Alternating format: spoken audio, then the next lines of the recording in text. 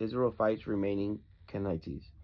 After the death of Joshua, the children of Israel inquired of the Lord who should go up against the Canaanites first in order to wage war against them. The Lord said, Judah shall go up. Indeed, I have given the land into their hands. Then the men of Judah said to Simon, their brothers, come up with us into our allotted territory. We will wage war against the Canaanites. Likewise, we will go with you into your allotted territories. So Simon went with them. Then Judah went up, and the Lord gave Canaanites and Perizzites into their hands. They struck down 10,000 of men in Bezek. They found Adoni Bezek and Bezek and fought against him. They struck down the Canaanites and the Perizzites. Yet Adoni Bezek fled, and they chased after him, seized him, and cut off his thumbs and big toes. Adoni Bezek said, 17 kings whose thumbs and big toes were cut off once collected scraps of food under my table, just as I have done, so God has repaid me. They brought him into Jerusalem, and he died there. Then Judah waged war against Jerusalem. They captured it, struck it with an edge of the sword, and sent the cities up in flames. Afterwards, Judah went down to wage war against the Canaanites living in the hill country, the Negevi, and the lowlands. Judah went against the Canaanites living in Hebron. Previously, the name of the Hebron was Kiriath Arab, and they struck down Shisha, Echam, Talam. From there, they went against the inhabitants of the Debris. Previously, the name of Debris was Kirath Shepherd. Caleb said, who attacks Kirath Shepherd and takes it, I will give him my daughter Ashkan as wife. Othniel, son of Kenza, the younger brother of Caleb, captured it, so Caleb gave him Ashkan, his daughter, in marriage.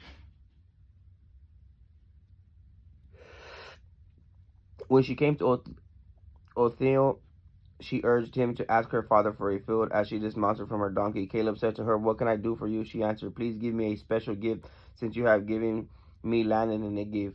Now give me springs of water. So Caleb gave her the upper and lower springs. The descendants of Moses' father-in-law, the Kenite, went up with the descendants of Judah from the city of palms to the Negev near Arad. Then they went up and lived with the people.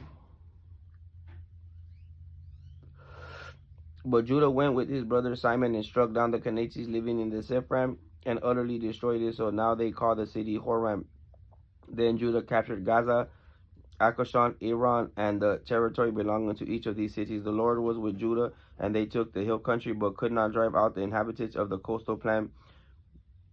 For they had iron chariots, so they gave Hebron to Caleb, as Moses had said, and he drove out 3 sons of Anak. However, the tribes of Benjamin did not drive out the Jebusites living in Jerusalem, so the Jebusites lived with the tribe of Benjamin and Jerusalem in this day. The descendants of Joseph went up against Bethel, and the Lord was with them. The descendants of Joseph sent spies into Bethel. The former name of the city was Luz.